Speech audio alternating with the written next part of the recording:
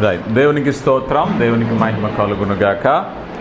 దేవుని యొక్క మహాకృప చిన్న మందగా కూడి దేవుని మహిమపరచటానికి దేవుడిచ్చిన కృపను బట్టి సంతోషిస్తూ ఈ ప్రేమపూర్వక ఆశీర్వాదపు కార్యక్రమానికి వచ్చిన మీ అందరికీ పేరు పేరిన ప్రత్యేక శుభాలు తెలియపరుస్తూ ఇప్పటి వరకు దేవుని స్తుతించాం, మహిమపరిచాం, గణపరిచాం. ఈ శ్రేష్టమైనటువంటి సమయంలో కొద్దిసేపు దేవుని వాక్యాన్ని ధ్యానించుకుందాం. మత్తయి సువార్త 27వ అధ్యాయము 24వ వచనం నుంచి మనం చదివితే ఈ సుపరిచితమైనటువంటి భాగంలో అనేకమైన ఆత్మీయ అంశాలను మనం తెలుసుకోవటానికి పరిశుద్ధాత్మ దేవుడు కృపనివ్వబోతున్నారు.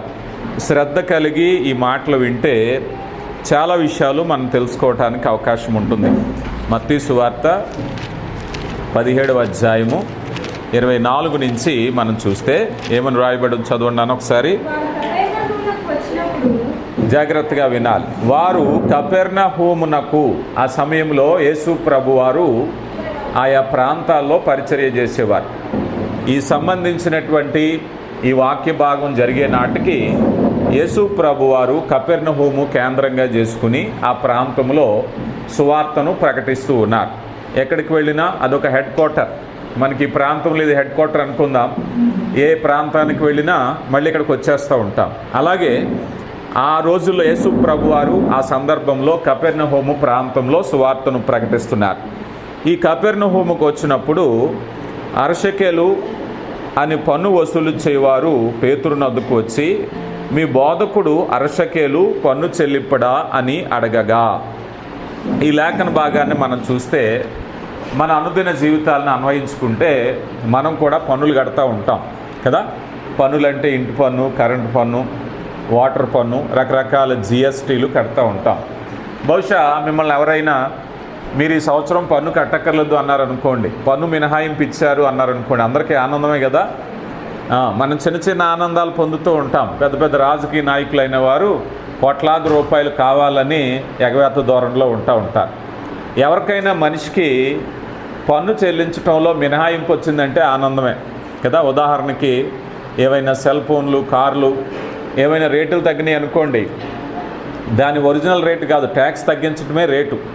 మీకు అర్థం అవ్వాలి అంటే ఒకే ఫోను, ఒకే బంగారం, దుబాయ్లో కొన్నది వేరుగా, ఇక్కడ కొన్నది వేరుగా ఎందుకు ఉంటుంది? అక్కడ ట్యాక్స్ తక్కువ ఉంటుంది. వస్తువు ఖరీదు ఎక్కడైనా ఒకటే, వస్తువు ఖరీదు ఎక్కడైనా ఒకటే, అక్కడైనా ఒకటే. కానీ దాని మీద ప్రభుత్వం కొన్ని ట్యాక్సులు విధిస్తుంది అనమాట. ఆ ట్యాక్స్ మినహాయింపు ఉంటుంది కనుక అక్కడ రేటు తక్కువ వస్తుంది, ఇక్కడ రేట్ ఎక్కువ వస్తుంది. అంటే మన దేశం అందుకే ఎయిర్పోర్ట్లో పట్టుకున్నప్పుడు, కస్టమ్స్ వాళ్ళు పట్టుకున్నప్పుడు దాని మీద మళ్ళీ ఫైన్ వేస్తూ ఉంటారు. అంటే మనకి భారతదేశంలో కొంటే ఎంత అవుతుందో సమానం చేసేస్తారు. అది అలాంటి పరిస్థితులు. అయితే పన్ను మినహాయింపు గురించి ఇక్కడ మాట్లాడుతూ మీ యొక్క నాయకుడు ఏమంటున్నాడు? ఆయన మీ బోధకుడు పన్ను చెల్లించడా అంటే మినహాయింపుకి ఏమన్నా కావాలా అని అడుగుతున్నాడు. అయితే ఇలాంటి పరిస్థితుల్లో మనం ఆలోచన చేద్దాం. మనకి ఏదైనా పన్ను మినహాయింపు వచ్చింది, షాప్కి వెళ్ళాం, షాపింగ్ చేసాం, అబ్బాయి మీకు లక్కీ డ్రా తగిలింది, మీరేమీ డబ్బులు కట్టకుండా పట్టుకోండి అన్నారు అనుకోండి, ఎంత ఆనందంగా ఉంటుంది కదా. ఏమీ మీరు డబ్బులు కట్టవసరం లేదు, మీరు పట్టుకెళ్ళిపోవచ్చు అని. కానీ ఇక్కడ యేసు ప్రభు వారు పరిచర్య చేసే ఈ భూమి మీద నడిచేటువంటి దినాలలో అనేకమైన పన్నులు ఉండేవి. యేసు ప్రభు దగ్గరికి మత్తయి అని ఒక ఆయన వస్తాడు. ఆయన పిలువబడక మునుపు కూడా పన్ను వసూలు చేసేవాడే. జక్కయ్య అనే ఒక ఆయన వస్తాడు, ఆయన కూడా పన్నులు చెల్లించేవాడే. అయితే నేటి వాక్య విభాగంలో యేసు ప్రభు వారు ఇక సిలువకు వెళ్ళేటువంటి అతి సమీపంలో అతి కొద్ది ముందు జరిగినటువంటి సంఘటనల్లో మనం చూసినప్పుడు యేసు ప్రభు వారిని, పేతురు గారిని పన్ను అడగటానికి ఒక ఆయన వచ్చాడు. అయితే ఈ పన్ను మినహాయింపులో ఏమైనా కోరుకుంటున్నారా అని ఆలోచన చేసినప్పుడు ఈ పన్ను పిలిచేటటువంటి వాడు 24వ వచనంలో అక్కడ ఈ షెకేలు చెల్లింపును అడుగుటకు చెల్లించమనెను. అంటే ఒక పన్ను వచ్చింది. ఉదాహరణకి మనకి ఇంటి పన్ను కానీ, కరెంటు పన్ను కానీ, సదరు వ్యక్తులు మనకు బాగా తెలుసు. ఆ వ్యక్తి మన గుమ్మంలోకి వచ్చాడు అనుకోండి, మనకు అర్థమైపోద్ది, అబ్బాయి మనకి పన్ను వచ్చింది అని. ఈ మధ్య కేబుల్ టీవీలు రావట్లేదు అనుకుంటే, ఇంతకుముందు ఫోన్లో వెళ్ళించుకుంటున్నారు. ఆ కేబుల్ టీవీ ఆయన అక్కడి నుంచి చూసిన వెంటనే అదిగో కేబుల్ టీవీ ఆయన వస్తున్నాడంటే పన్ను చెల్లించాలి అని. అలాగ ఆలోచన చేసినప్పుడు పన్ను చెల్లించేవాడు పిలిచాడు పేతురుని. అబ్బాయ్ పన్ను కట్టాలి అన్నారు. పన్ను కట్టాలి అని అంటే ఇక్కడ మీరేం చేస్తారు? కపెర్నహూముకు వచ్చిన వెంటనే ఎదురైనటువంటి సంఘటన. ఈ పన్ను విషయంలో మనం ఒక విషయాన్ని గమనించాలి. యేసు ప్రభు వారు పన్ను చెల్లించవలసిన అవసరంలో ఇక్కడ అన్నారు కదా, మీరు దేవాలయముకు చెల్లించే పన్ను. ఇక్కడ యేసు ప్రభు వారు పరిచర్య చేసేటప్పుడు 2 రకాల పన్నులు ఉండి, ఒక పన్ను ఏమో సాధారణంగా రోమా ప్రభుత్వానికి చెల్లించాలి, ఒక పన్ను ఏమో ఈ దేవాలయానికి చెల్లించాలి. ఈ దేవాలయానికి చెల్లిస్తే గత కొంతకాలం క్రితం మీకు ఆన్లైన్లో పాఠం చెప్పాను, ఎంతమంది అన్నారో నాకు తెలియదు కానీ నెహెమ్యా గ్రంథం గురించి, ఎజ్రా గ్రంథం గురించి చెప్పాను. ఎజ్రా గ్రంథంలో వాళ్ళు ఏం చేస్తారంటే మందిరాన్ని నిర్మించుకోవటానికి, మందిరాన్ని కొనసాగటానికి ఒక పన్ను వాళ్ళే వేసుకుంటారు ప్రజలందరూ. అబ్బాయ్ మన మందిరాన్ని నిలబెట్టాలి కనుక ఒక పన్ను అని. ఆ పన్ను ఆనాటి నుంచి కొనసాగుతూనే ఉంది. అలాంటి కొనసాగేటటువంటి పన్నే ఇక్కడికి వచ్చేసరికి యూదులు దేవాలయంలో వార్షిక పన్ను వచ్చింది. అంటే ఒక 20 ఏళ్ళ నుంచి 50 ఏళ్ళ దాకా ఎవరన్నా పన్ను చెల్లించాల్సిందే. ఈ పన్నులో విచిత్రం చెప్తాను, ఎందుకంటే ఆత్మీయ పాఠం మీకు అర్థం అవ్వాలి అంటే దీని భావం మీకు అర్థం కావాలి.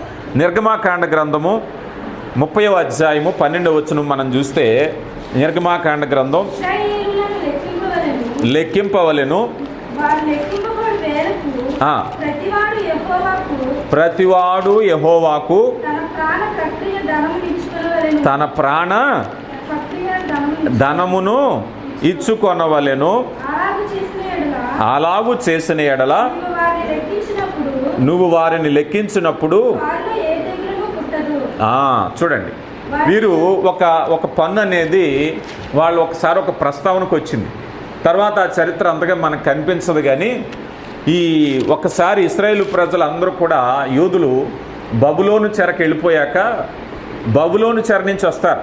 అలాంటి చెరకొచ్చిన వారిలో మూడు రకాల గుంపులు వచ్చారు. ఈ 3 రకాల గుంపుల్లో మొదటి గుంపు ఏమో జెరుబ్బబేలు, రెండో గుంపు ఏమో ఎజ్రా, మూడో గుంపు ఏమో నెహెమ్యా. 3 దఫాల కింద వస్తారు. ఈ 3 దఫాల కింద వచ్చినప్పుడు రెండవ దఫా వచ్చిన వాడు ఎజ్రా. ఎజ్రా కాలంలో మందిర నిర్వహణ ఇలాగైతే కష్టం అబ్బాయి, మనం ఏం చేద్దామంటే మనం అందరం కూడా తల కొంత వేసుకోవాలి కదా.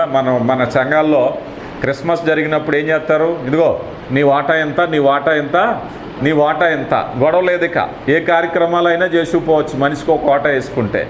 అలాగే ఆ రోజుల్లో చూడండి, నెహెమ్యా గ్రంథంలో రండి, ఆ మాట నేను జీవించి ముందుకు వెళ్తాను. నెహెమ్యా గ్రంథం 10వ అధ్యాయము 32వ వచనం.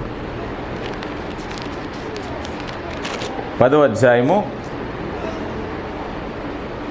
మరియు మన దేవుని మందిర సేవ నిమిత్తము ప్రతి సంవత్సరము తులము వెండిలో 3వ వంతు ఇచ్చేదమని నిబంధన చేసుకుంటుమి. దీన్ని ఏ పన్ను అన్నారు తెలుసా? వార్షిక పన్ను. వార్షిక పన్ను అంటే మీరు ఏం చేసినా చేయకపోయినా సంవత్సరానికి పన్ను వచ్చేస్తుంది కదా. ఏ పన్నుకి ఆ పన్నే. ఇది ఏ పన్ను అంటే మందిర నిర్వహణకు అయ్యేటటువంటి పన్ను. ఈ పన్ను ఎలాంటిదయ్యా అన్నట్లయితే, ఈ పన్ను నీ ఆదాయాన్ని బట్టి కాదు, నీ వయసును బట్టి కాదు. సమాజంలో సంపన్నులు ఉంటారు, పేదవాళ్ళు ఉంటారు, డబ్బున్న వాళ్ళు ఉంటారు, కూలోళ్ళు ఉంటారు. కానీ ఈ పన్ను అందరికీ సమానమే. ఈ పన్నులో వ్యత్యాసం లేదు. ఏమండి ఆయన పెద్ద ఉద్యోగస్తుడు? నో. ఈ పన్ను ఉద్దేశం ఏమిటంటే దేవుని ఎదుట అందరూ సమానమే. బహుశా అది ఎంతో మనకు తెలియదు కానీ తక్కువ అయ్యి ఉండొచ్చు. ఇక్కడ 1/2 షెకేలు. ఈ మాట షెకేల్ని ఎలా చెప్పారంటే, ఒక మనిషి ఒక రోజు కష్టపడే జీతం ఎలాంటిదో అలాంటిది 2 జీతాలు. అంటే 365 రోజుల్లో 2 రోజులు కష్టార్జితాన్ని దేవుని మందిరానికి ఇచ్చేయండి. 2 రోజులే. నువ్వు సంపన్నుడు అయినా, నీకు 100 ఎకరాలు ఉన్నా, నీకు ఏది లేకపోయినా, ఏదైనా అందరికీ సమానమే, వ్యత్యాసం ఏమీ లేదు. ఇది దేవుని పని కనుక అందరూ చెల్లించాలి. 2 దినాల వేతనంతో సమానం. అంటే ఒక మాటలో చెప్పాలి అంటే ఏకరీతి పన్ను. పన్నుల వ్యత్యాసం లేదు. ఇంకెవరో వెళ్ళి ఏమండి నా పన్ను ఎంత అని అడగడానికి లేదు. ఇక ధనవంతుడైనా పేదవాడైనా మరొకడైనా ఏమండి నా పన్ను ఎంత అండి, ఈరోజు ఎంత? నో. ఒకటే పన్ను, ఏకరీతి పన్ను, దేవాలయపు పన్ను. యేసు ప్రభు దగ్గరికి కపెర్నహూములో వచ్చి నీ బోధకుడు పన్ను చెల్లింపడా అని చెప్పిన పన్ను ఎంత అంటే ఏకరీతి పన్ను. అది పేతురు గారికి సమానమే, యేసు ప్రభు వారికి సమానమే, అందరికీ సమానమే. అలాంటి పన్ను ఆ పన్ను వచ్చినప్పుడు ఇక్కడ చూస్తే ఇక్కడ వారందరి యొక్క ఉద్దేశం ఏమిటయ్యా అంటే దేవాలయ నిర్వహణకు, పరిచర్యకు.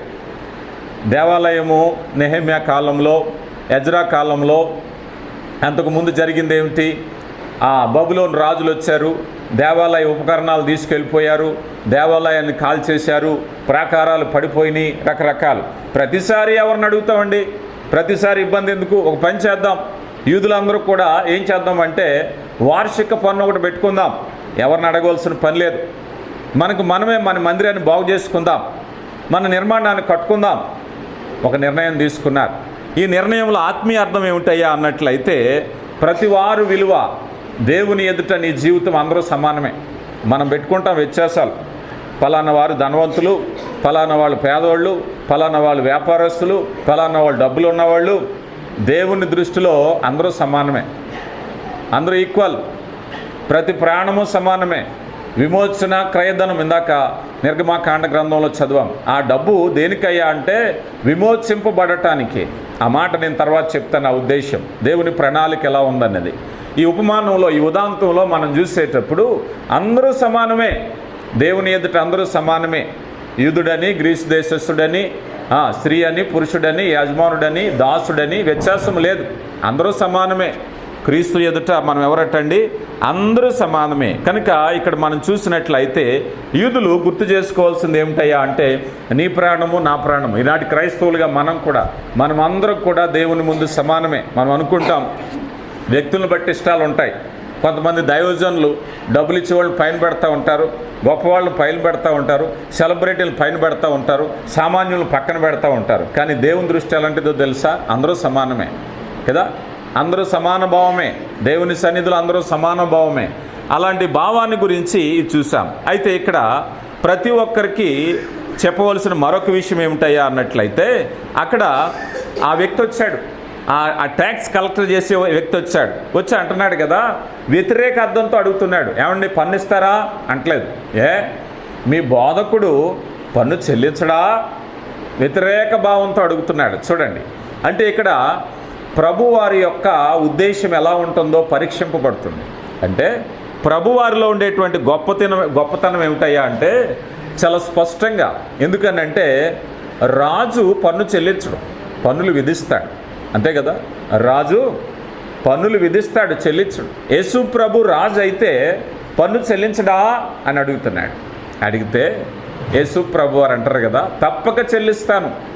ఎందుకంటే ధర్మశాస్త్రాన్ని పరిపూర్ణంగా నెరవేర్చాలి. అది దేవుని చిత్తం, తండ్రి చిత్తాన్ని నెరవేర్చడానికే నేనున్నాను.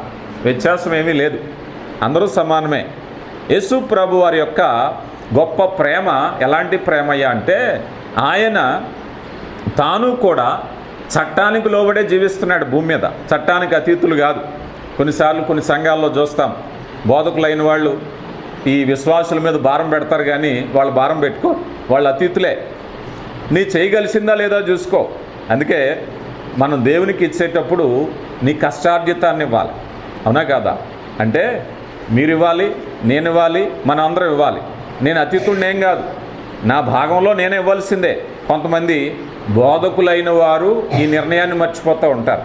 అంటే మేము అతీతులము అనుకుంటారు. కాదు, నీ భాగం నువ్వు కూడా దేవునికి లెక్క అప్పగించవలసిందే. యేసు ప్రభు అంతటి వారే పన్ను చెల్లించడంలో నేను భాగమై ఉన్నాను. కొంతమంది ఉద్దేశం ఎలా ఉంటుందో తెలుసా? మీరు పెట్టండి నేను తింటానంటారు, అవునా కాదా? మీరు పెట్టండి నేను తింటాను, మీరు పెడితే ఆశీర్వాదం, నేను తింటే ఆశీర్వాదం, ఏదైనా ఆశీర్వాదమే, అవునా కాదా? మీరు పెట్టండి నేను తింటాను, నేను తింటే మీకు ఆశీర్వాదం. అలా కాదు. యేసు ప్రభు వారు ఏమంటున్నారు తెలుసా? మీ బోధకుడు పన్ను చెల్లించడా? చెల్లిస్తాడు.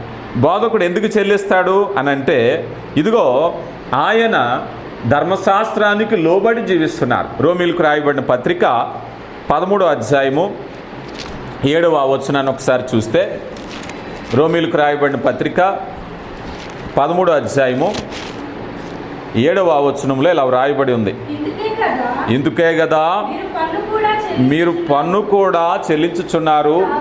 కాబట్టి ఎవరికి పన్ను వానికి పన్నును, ఎవరికి సుంకమో వానికి సుంకమును చెల్లించుడి. ఎవని ఎడల భయం ఉండవలెనో వాని ఎడల భయమును, ఎవని ఎడల సన్మానము ఉండవలెనో వాని ఎడల సన్మానమును కలిగియుండి అందరికీ వారి వారి రుణములను. ఇక్కడ ఒక మాట చెప్తాను. క్రైస్తవుడికి 2 పౌరత్వాలు ఉంటాయి. క్రైస్తవుడికి 2 పౌరత్వాలు ఉంటాయి. కొన్ని దేశాలకి 2 పౌరత్వాలు ఉంటాయి. ఒక్కో దేశం ఆమోదించదు. అంటే నువ్వు భారతదేశ పౌరత్వాన్ని కలిగి ఉండి వేరే దేశ పౌరత్వాన్ని కూడా కలిగించడానికి కొన్ని దేశాలు అనుమతిస్తాయి. కొన్ని దేశాలు అదా ఇదా తెలుసుకో 2 కుదరదంటారు. అక్కడొక అడుగు ఇక్కడొక అడుగు, మా దేశ పౌరత్వం కావాలంటే మీ దేశ పౌరత్వాన్ని వదిలిపెట్టే అంటారు. ఈ మాట ఎందుకు చెప్తున్నామంటే క్రైస్తవునికి 2 పౌరత్వాలు ఉంటాయి. ఏం పౌరత్వం? భూమి మీద పౌరత్వం. ఒకవేళ క్రైస్తవుడు అయినప్పుడు అతడు ఏ దేశంలో ఉంటే ఆ పౌరత్వం ఉంటుంది. అమెరికాలో ఉన్న క్రైస్తవుడికి అమెరికా పౌరత్వం ఉంటుంది, లండన్లో ఉన్నవాడికి లండన్ పౌరత్వం ఉంటుంది, భారతదేశంలో ఉన్నవాడికి భారతదేశ పౌరత్వం ఉంది. ఇంకొక పౌరత్వం ఏముంది? పరలోక పౌరత్వం ఉంది. రెండోది ఏమిటి? అందుకే అపోస్తలుడైన పౌలు అంటారు కదా, మీ పౌరస్థితి పరలోకములో ఉన్నది అంటాడు కదా. అంటే ఇప్పుడు పౌరుడిగా నువ్వు ఎలా జీవించాలి? భూమి మీద ఉన్న చట్టాన్ని గౌరవించాలి. ఎవనికి సన్మానమో, ఎవనికి గౌరవమో, ఎవనికి రుణమో నువ్వు చెల్లించాలి. నేను పరలోకం అండి మాది, నేను కరెంటు బిల్లు చెల్లించనంటే కుదరదట కదా. నువ్వు పరలోకం అయితే పరలోకానికి చెల్లించవలసినవి పరలోకానికి చెల్లించు. నువ్వు భూమి మీద బ్రతుకుతున్నప్పుడు ఏది చెల్లించాలో ఆ రుణాన్ని చెల్లించవలసిందే. ఎవరికి సన్మానమో, ఎవరికి గౌరవమో, ఎవరికి రుణమో, ఎవరికి పల్లో ఏది చెల్లించాలో అది చెల్లించు. 2 పౌరత్వాలు కాపాడుకోవాలి. భూమి మీద ఉన్న పౌరత్వాన్ని నిర్లక్ష్యం చేయకు. యేసు ప్రభువారు చెప్తున్నటువంటి మాటను మనం చూస్తే యేసు ప్రభువారు ఈ పరలోక పౌరత్వాన్ని గౌరవిస్తున్నారు. అలాగే భూలోకంలో కూడా తండ్రి చిత్తాన్ని గౌరవిస్తూ, అయ్యా ఇదిగో ధర్మశాస్త్రాన్ని నేను నెరవేర్చడానికి వచ్చాను. ఎవరికి ఏది కైసరువు చెల్లించవలసినవి కైసరువుకి చెల్లిస్తాను. ప్రియ దేవుని బిడ్డలారా, ఈరోజు ఈ భూమి మీద మనం బ్రతికేటప్పుడు ఆత్మీయ జీవితాలతో భౌతిక జీవితాలు ముడిపడి ఉంటాయి. కొంతమంది అనుకుంటారు కదా, నేను దేవునికి కానుక ఇచ్చేస్తాను, దేవునికి ప్రార్థన చేస్తున్నాను, ఈ కరెంటు బిల్లు ఎగ్గొట్టేసి, ఇన్కమ్ ట్యాక్స్ ఎగ్గొట్టేసి, ఆ పన్ను ఈ పన్ను ఎగ్గొట్టేసి దేవుడు లెక్క చూస్తున్నాడు. దేవుడు చాలా స్పష్టంగా చెప్పారు, అయ్యా ఎవనికి ఏది చెల్లించాలో అదే చెల్లించాలి. ఇక కుమారులకి మినహాయింపు ఉందా? కుమారులకి మినహాయింపు ఉందా? యేసు ప్రభు సర్వోన్నతుడైన దేవుని కుమారుడంటే యేసు ప్రభు అన్ని సిలువేయడానికి గల కారణం ఏమిటి? ఆయన దేవుని కుమారుడిగా ఆపాదించుకున్నాడు. దేవునిగా ఆపాదించుకున్నాడు కనుకే యూదులు ఏమన్నారు? దైవ దూషణ అనే నేరం వేశారు ఆయన మీద. ఇప్పుడు దేవుని కుమారుడు అయితే ఎగ్జంప్షన్ ఉండదా? మనకు కూడా ఉండాలి కదా. ఈ ఎగ్జంప్షన్లో మనం చూసినప్పుడు చూడండి ఒకసారి, మత్తయి సువార్త 17వ అధ్యాయంలోకి వస్తే 25-26 వచనాలలో ఈ పైన ఈ 24వ వచనం అయింది, 25వ వచనం, ఇంటిలోనికి వచ్చి మాటలాడక మునిపే ఆ సంగతి ఎత్తి, సీమోను నీకేమి తోచుతున్నది? భూరాజులు పన్నును ఎవరి యొద్ద వసూలు చేదురు? కుమారుల యొద్దనా? చాలండి. ఎవరి దగ్గర వసూలు చేయాలి? రాజు.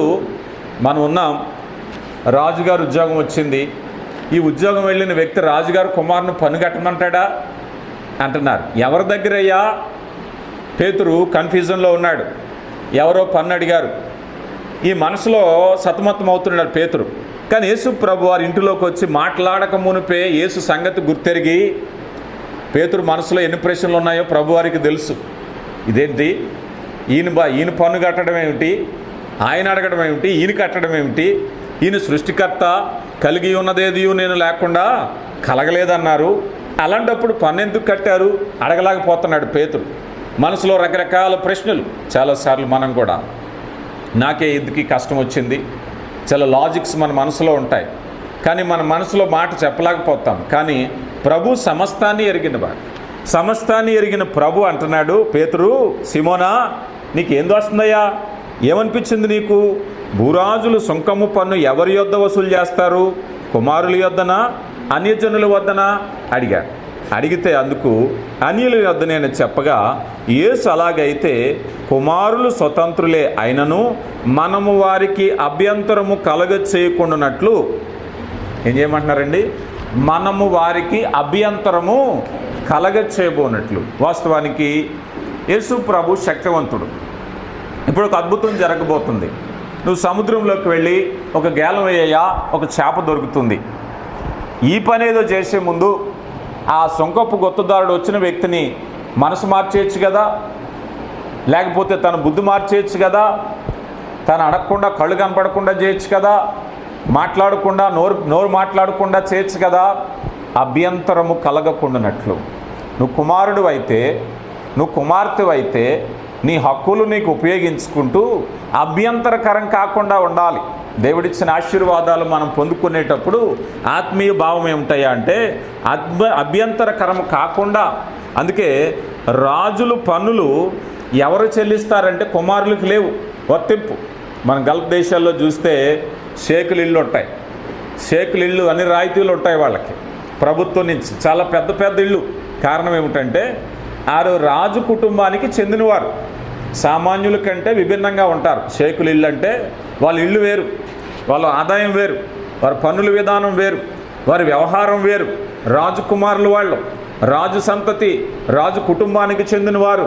మరి మనం ఎవరు? మనం కూడా మరి యేసు ప్రభు ఎవరు? కానీ అంటున్నారు అభ్యంతరము కలగకుండునట్లు. ప్రియులు గమనించండి, చూడండి 24వ సంకీర్తన మొదటి చరణంలో ఒక మాట ఉంటుంది. 24వ సంకీర్తన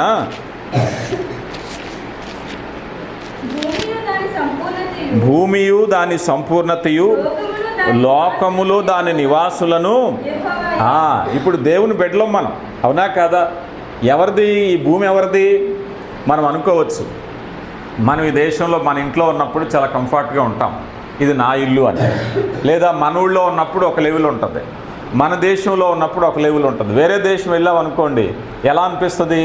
అబ్బాయ్ ఇది మన ఊరు కాదు, ఇది మన దేశం కాదు, మన ప్రాంతం కాదు, జాగ్రత్తగా ఉండాలి. మన ఊళ్ళో ఉన్నట్టు ఉండడానికి కుదరదు అని మెంటల్గా ప్రిపేర్ అయిపోతాం.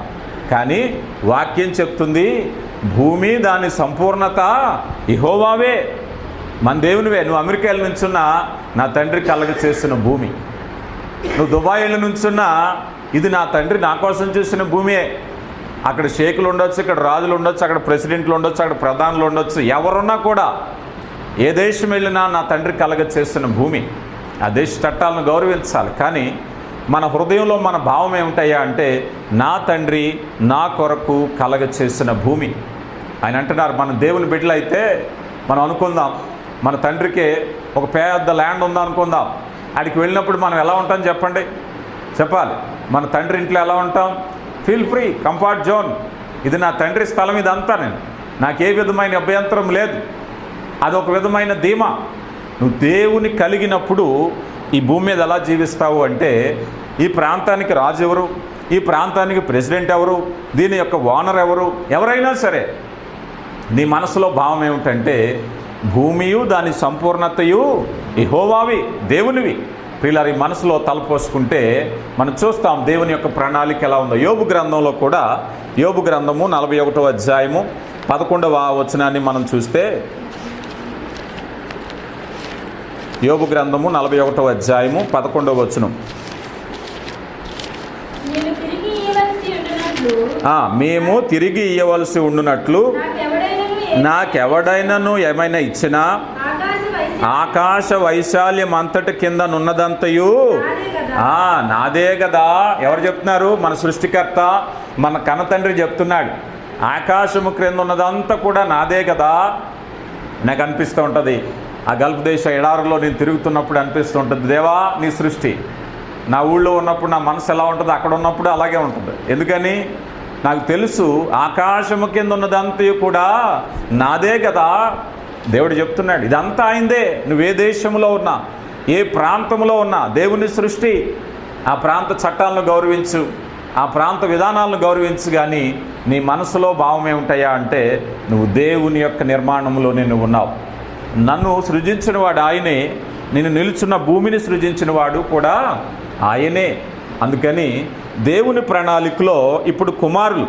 అప్పుడు ఇక్కడ ఒక మాట అంటున్నారు, ఇప్పుడు యేసు ప్రభు వారు మనకే ఆ ధైర్యం ఉంటే పరలోకము నుంచి దిగి వచ్చిన యేసు ప్రభు వారికి ఇంకెంత ధైర్యం ఉంటుందో చెప్పండి. పరలోకం నుంచి వచ్చిన యేసు ప్రభు వారికి ఇంకెంత ధైర్యం ఉంటుంది? ఎందుకని? ఆయన పరలోకము నుండి దిగి వచ్చినవాడు. అనేక సార్లు తండ్రి, సృష్టి ఆరంభములో నీ యొద్ద నాకు ఎట్టి మహిమ ఉన్నదో కదా, యోహాను సువార్త 1వ అధ్యాయం 1వ వచనంలో చాలా స్పష్టంగా చెప్పబడుతున్న మాట. ఏమని అంటున్నారు? ఆది యందు వాక్యం ఉండెను, వాక్యము దేవుని యొద్ద ఉండెను, వాక్యమే దేవుడై ఉండెను. ప్రియులారా గమనించండి. అయితే ఆ దేవుడే, ఆ సృష్టికర్తే ఈరోజు చెప్తున్న మాట ఏమిటంటే, అయ్యా ఇదిగో నిన్ను పన్ను అడుగుతున్నారు కదా, నిన్ను ట్యాక్స్ అడుగుతున్నారు కదా, నువ్వు కడతావా అని అడుగుతున్నారు. కడతావా అని అంటే ఈ విషయాలన్నిటిలో నుంచి మనం బాధ్యతల్లోకి వెళ్ళాలి. నీవేమిటో నువ్వు గుర్తెరిగాక బాధ్యతల్లోకి వెళ్ళాలి. నువ్వు నిల్చున్న భూమి ఎవరిదో తెలిసాక నువ్వు బాధ్యతల్లోకి వెళ్ళాలి. ఇందాక మనం అనుకున్నాం. ఇదిగో ఈ మధ్యకాలంలో లండన్ దేశంలో ఒక సమాచారం విన్నాను. ఆ రోజుల్లో విక్టోరియా ఆ దేశపు ఎలిజబెత్ రాణి గారు భర్త, ఆయన రాజు, వారికి తిరుగులేదు. ఎప్పుడో 50లో 1950 ఎప్పుడో ఆయన కారు మీద వెళుతూ ఒక స్త్రీ వెళుతున్న వాహనాన్ని ఎదరు ఢీ కొట్టాడు. ప్రాణాపాయం ఏమీ జరగలేదు. కానీ కారుకి కొంత డ్యాష్ అయింది, కొద్దిగా డ్యామేజ్ అయింది. డ్యామేజ్ అయితే ఆ స్త్రీ కానీ ఎవరైనా స్వయానా రాజు వచ్చి గుద్దాడు, ఏమైనా శిక్షలు ఉంటాయా? ఏముండవు కదా, శిక్షలు ఏముండవు. కానీ ఆయన ఏం చేశాడంటే బాధ్యతగా నన్ను క్షమించు అని బహిరంగంగా లెటర్ రాసి తన లైసెన్స్ని గవర్నమెంట్కి ఇచ్చేసాడు. నేను హ్యాండ్ ఓవర్ చేస్తున్నాను, నేను దీన్ని కొనసాగించను. ఇదిగో నా భార్య మహారాణి గనక నేను చెల్లిస్తాను.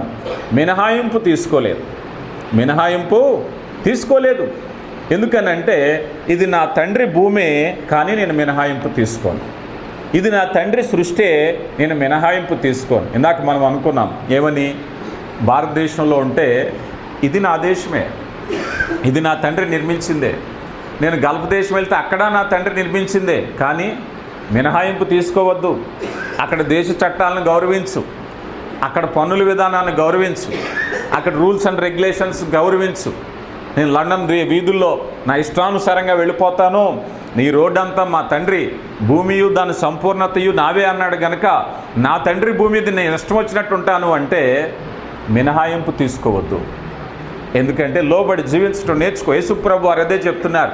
అయ్యా సృష్టికర్తను పన్ను అడిగాడు. ఒక మాటలో మనం చెప్పాలంటే, నేను కలిగి ఉన్నది ఏదియు ఆయన లేకుండా కలగలేదు. అలాంటి ఆయన దగ్గరికి వెళ్ళి పన్ను కట్టమన్నాడు. ఎలా ఉంటుంది చెప్పండి? ఇప్పుడు మన ఇంట్లో మనం ఉన్నాం, ఎవరో వచ్చి అద్దె కట్టండి అన్నారనుకోండి, ఎలా ఉంటుంది? మన సొంత ఇంట్లో మనం ఉన్నప్పుడు అద్దె కట్టమన్నారనుకోండి, ఎలా ఉంటుంది? యేసు ప్రభు దగ్గరికి వెళ్ళి ఈ ట్యాక్స్ కలెక్టర్ అడుగుతున్నాడు, పన్ను కట్టడా నీ బోధకుడు? కానీ యేసు ప్రభు వారు అభ్యంతర కారణంగా ఉండడానికి ఇష్టపడట్లేదు.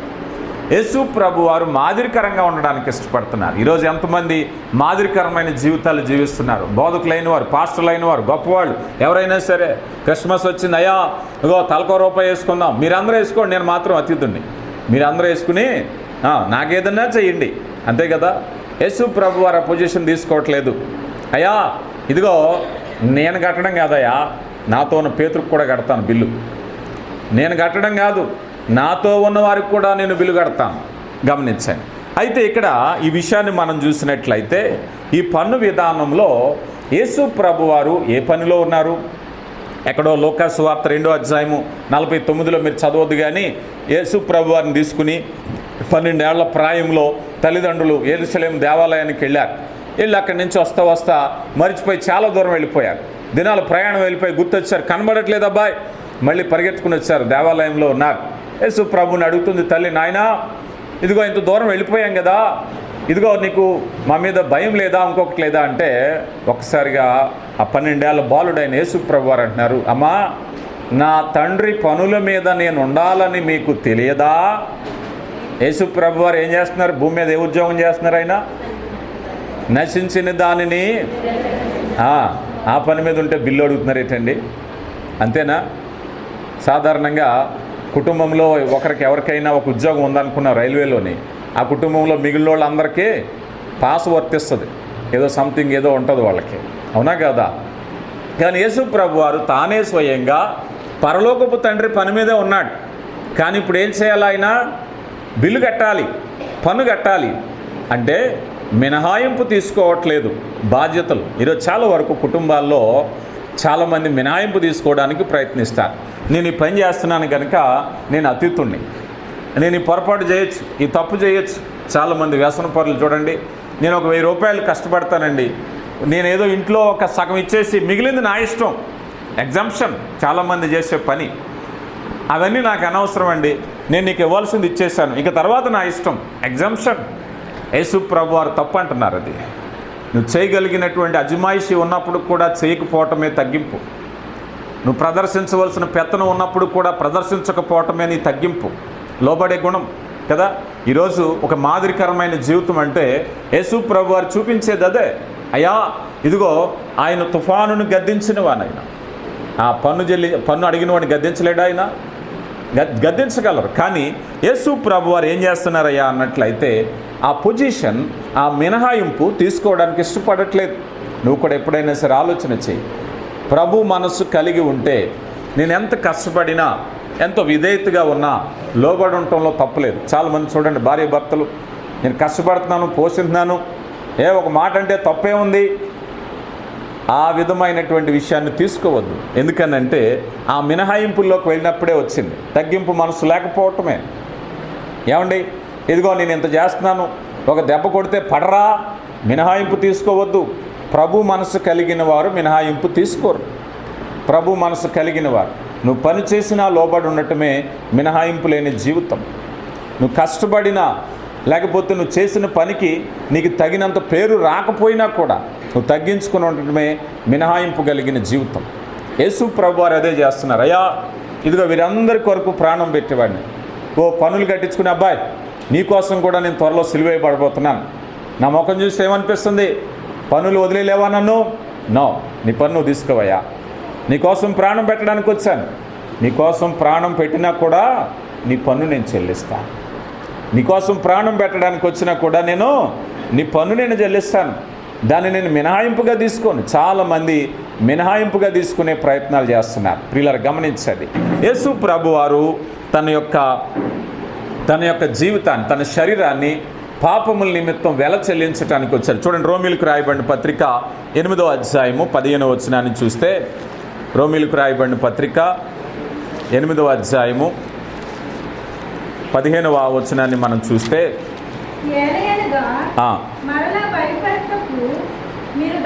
దాస్యపు పుత్రాత్మను పొందలేదు, దత్తపుత్రాత్మను పొందితిరి. ఆత్మ కలిగిన వారమై మనము అబ్బా తండ్రి అని మొరపెట్టుచున్నాము. మనము దేవుని పిల్లలమని ఆత్మ తానే మన ఆత్మతో కూడా సాక్ష్యం ఇచ్చుచున్నాం. మనము పిల్లలమైతే వారసులము, అనగా దేవుని వారసులము, క్రీస్తుతో కూడా మహిమ పొందుటకు ఆయనతో కూడా శ్రమపడిన ఎడల క్రీస్తుతోడి వారసులము. రైట్. ఇప్పుడు దాసపుత్రాత్మని ఇవ్వలేదు, దత్తపుత్రాత్మని ఇచ్చారు. అంటే మనము దేవుని బిడ్డలమని అటెస్టేషన్ ముద్ర ఉంది, మనకి ఖచ్చితమైన ముద్ర ఉంది. మనం దేవుని బిడ్డలం. దేవుని బిడ్డలైతే ఆయనతో కూడా మహిమ పొందాలి అంటే ఆయనతో కూడా శ్రమ పొందాలి అంటున్నాడు. అంతే కదా. మనిషి హక్కుల బాధ్యతల అంటే బాధ్యతల్లోకి ఎవడెళ్ళరు. ఏమంటారు? ఏమంటే తల్లిదండ్రుల నుంచి అప్పులు వచ్చినాయి ఎవరు తీరుస్తారంటే వెనకం చేస్తారు, కానీ ఆస్తి ఎవరికి కావాలంటే ముందే ఉంటారు. అవునా కాదా? హక్కుల బాధ్యతల. ఈరోజు దేవుని రాజ్యంలో కూడా మినహాయింపులు ఎక్కడొస్తున్నాయంటే బాధ్యతల్లో మినహాయింపు. ఏమయ్యా ప్రార్థన చేస్తావా?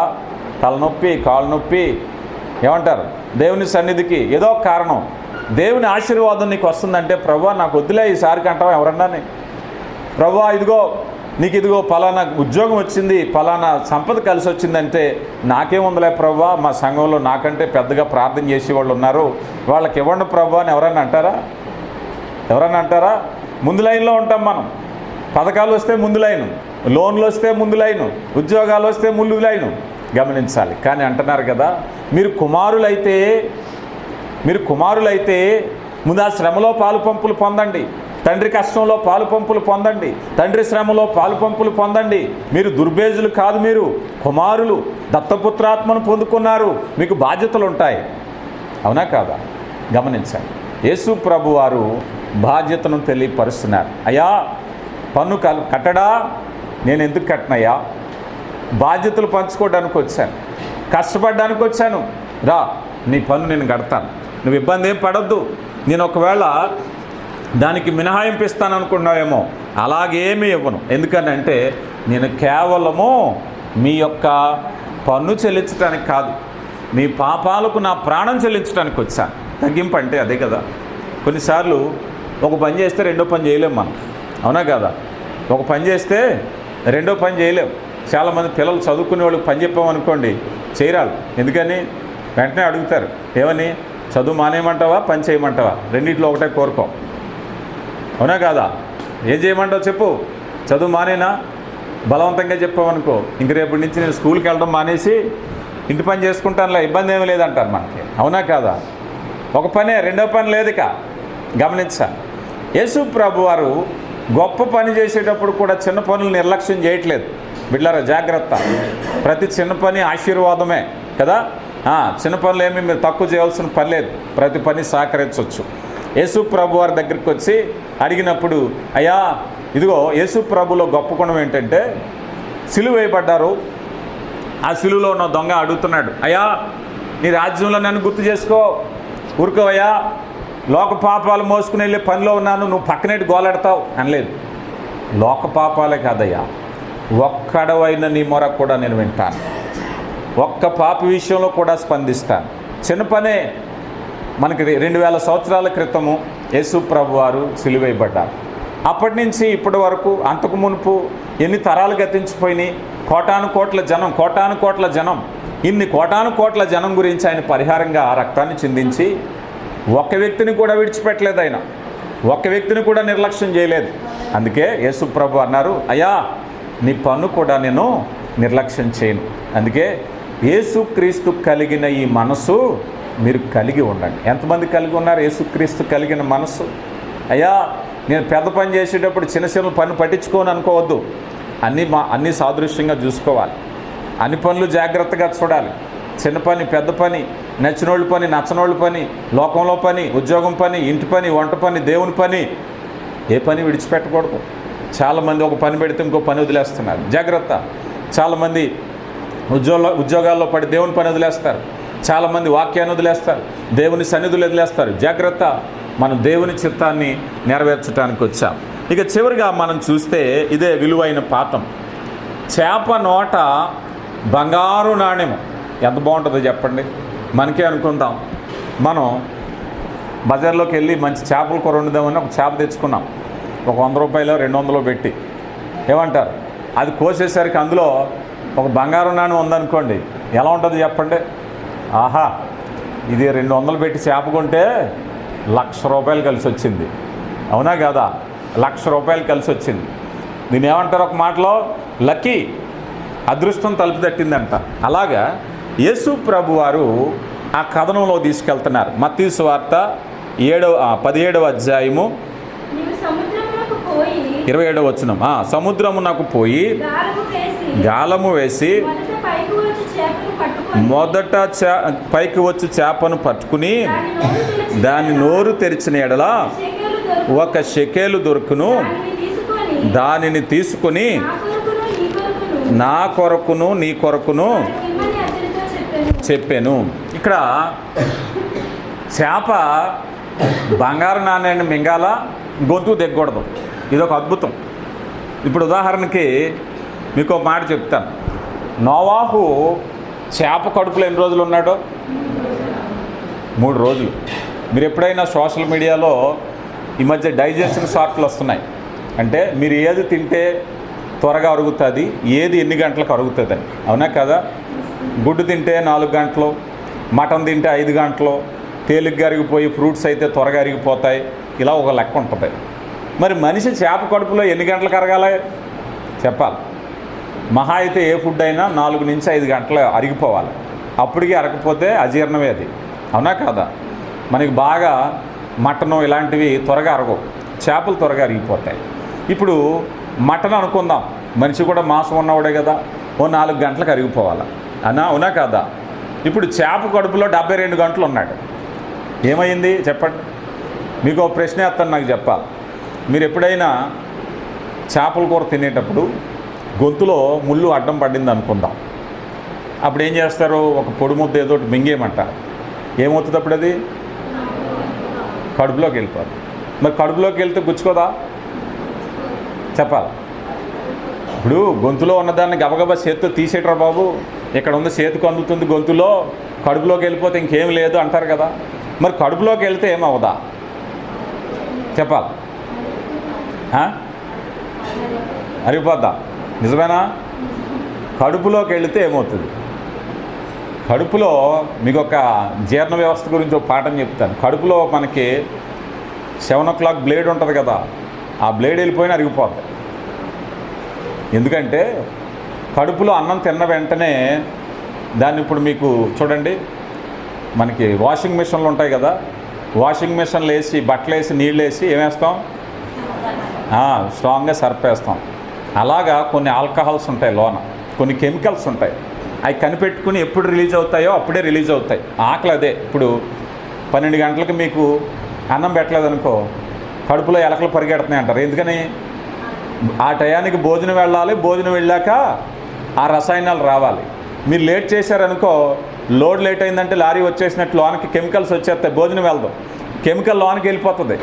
టయానికి తినకపోతే అదే ప్రమాదం, అల్సర్లు.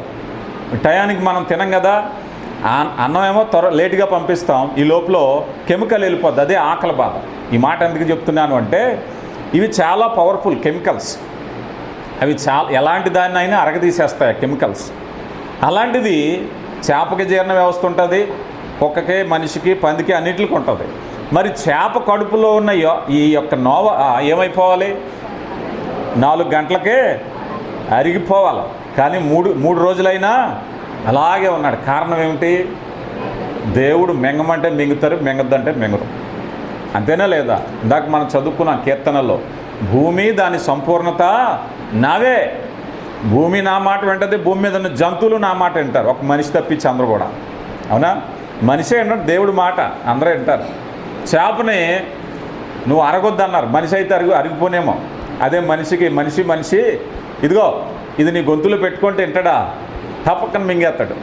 అవునా కాదా?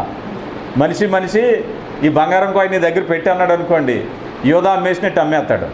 అవునా కాదా? కానీ ఈ యేసు ప్రభు వారు అక్కడికి వెళ్ళేసరికి అద్భుతం ఏంటంటే, అక్కడ ఉండేటువంటి యోనా యొక్క స్థితి ఎలాగుందో, నువ్వు అరగొద్దంటే అలాగే ఆగిపోయింది. ఇప్పుడు యేసు ప్రభు వారు ఆజ్ఞ ప్రకారంగా ఆ చేప గొంతులోనే ఉండాలి, నోట్లో ఉండాలి, అది కడుపులోకి వెళ్ళకూడదు. ఏమంటున్నారు? దాని నోట్లో ఉంటుంది, పట్టుకో. ఇప్పుడు అద్భుతం ఎలా జరగాలి? పేతురు వెళ్ళాలి, అక్కడ ఉన్నటువంటి చేప బంగారు నాణ్యాన్ని మింగాలి, అది మింగకూడదు, నోట్లోనే పెట్టుకోవాలి. గేలం వేసిన వెంటనే పైనే ఉండాలి, అది టక్కన పట్టుకోవాలి. మొదట నీ దగ్గరికి ఏది వస్తుందో అద్భుతం. అంటే చూడండి, యేసు ప్రభు చేసే అద్భుతాలు ఎలా ఉంటాయో ఇది వెరీ క్లియర్. కానీ యేసు ప్రభు తన పన్ను కోసమే చెల్లించుకున్నాడంటే పేతురుకు కూడా చెల్లిస్తున్నాడు. అయ్యా నీకు సగం నాకు సగం, వెళ్ళు చెల్లించు. యేసు ప్రభు చేసిన అద్భుతం. ఈరోజు యేసు ప్రభు అద్భుతాల్లో ఆంతర్యాన్ని మనం చూసినట్లయితే, నీ జీవితంలో కూడా ఎప్పుడైనా సరే ఇలాంటి అనుభవాలకు వెళ్ళినప్పుడు దేవుని కృప ఎలాంటి ముఖ్యమైన పాఠాలు కలిగిస్తుందయ్యా అంటే, మొట్టమొదటిది తన యొక్క అవకాశాన్ని ఆయన ఉపయోగించుకోలేదు. అంటే పన్ను ఎగగొట్టడానికి అవకాశాన్ని ఏమి కూడా ఆయన ఉపయోగించుకోలేదు. ఎందుకని? అవసరమైన అపరాధాన్ని కలిగించలేదు. అయ్యా నా వల్ల అభ్యంతర పడడం నాకు ఇష్టం లేదు, rule is rule for all, అందరికీ సమానమే యథార్థవంతుడు చెప్పేది. కానీ కొంతమంది ఏదో ఒకలా తప్పించుకోవడానికి ప్రయత్నిస్తారు. రూల్ అంటే రూలేనండి. యేసు ప్రభు చెప్తున్న మాట ఈరోజు నీకు నా జీవితంలో కూడా మనమందరం క్రమం పాటించవలసిందే. మనం ఎవరు అతీతులం కాదు, మనమందరం పాపులమే. రోమిలకు రాయబడిన పత్రిక 6:23లో చూసినట్లయితే, మనమందరం పాపము చేసి దేవుడు అనుగ్రహించి మహిమను పొందలేకపోతున్నాం. నో ఎగ్జంప్షన్, ఎవరు అతీతులు కాదు. యేసు ప్రభు మనతో మాట్లాడుతున్నారు. నో ఎక్స్క్యూజ్, ఎవరికి కూడా ఎగ్జంప్షన్స్ ఏమీ లేవు. పేతురు గారు రాసిన మొదటి పత్రిక 2వ అధ్యాయము 13 నుంచి మనం చూస్తే,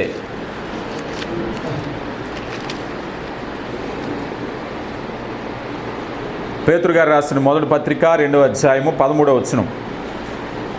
మనుషులు నియమించు ప్రతి కట్టడకును ప్రభు నిమిత్తమై లోబడి ఉండుడి. రాజులందరికీ అధిపతి అనియు నాయకులు దుర్మార్గులు ప్రతిదండన చేయుటకును సన్మార్గులకు మెప్పు కలుగుటను రాజు వలన పంపబడిన వారిని వారికి లోబడియుండురి. ఎలయనగా మీరిట్లు యుక్త ప్రవర్తన గలవారై అజ్ఞానముగా మాట్లాడు మూర్ఖులు నోరు మూయుట దేవుని చిత్తం. నీ యథార్థమైన ప్రవర్తన. ఈరోజు నీ ప్రవర్తన సరిలేకపోతే, దేవుని బిడ్డలుగా నువ్వు చదువుకునేటప్పుడు చదువుకోకపోతే, దేవుని కుటుంబంలో పుట్టారు సరిగా చదవట్లేదు, మూర్ఖుల నోరు మూయించాలి. అయా భార్య భర్తలు అన్యోన్యంగా ఉంటున్నారు, దేవుని యొక్క చిత్తం అమలు చేయబడటం. ఒక పని చేసే వ్యక్తిగా కష్టపడి పని చేస్తూ నీ బాధ్యతలను నిర్వర్తించినప్పుడు, యజమానికి లోబడినప్పుడు, అధికారులకు లోబడినప్పుడు, నువ్వు ఒక ఉత్తమమైన పౌరుడిగా ఉన్నప్పుడు మనం అనుకుంటాం ఇదేదో దేశానికి సంబంధించింది.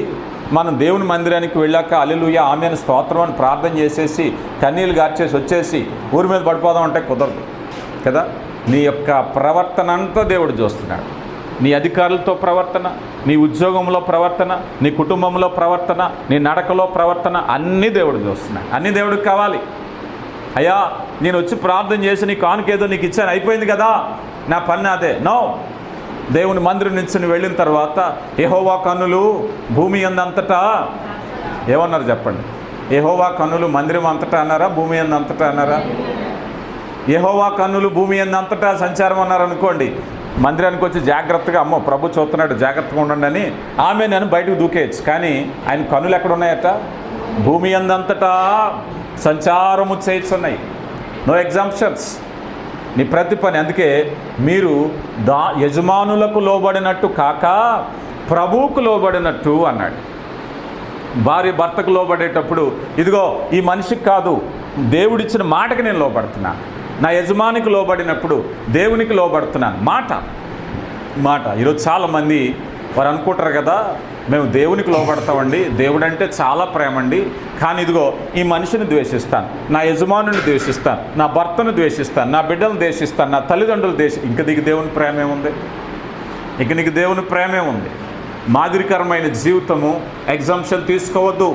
ప్రభు చెప్తున్నారు, ప్రభు మాదిరిని చూపిస్తున్నారు. అయ్యా ఇదిగో ఎవరైతే పన్ను కట్టించుకున్నాడో మనం అనుకుందాం, ఒకరోజు రాబోతుంది, ప్రభు రాబోతున్నారు. ప్రతి శరీరయు ఆయన సింహాసనం ఎదుట హాజరు కావాలట.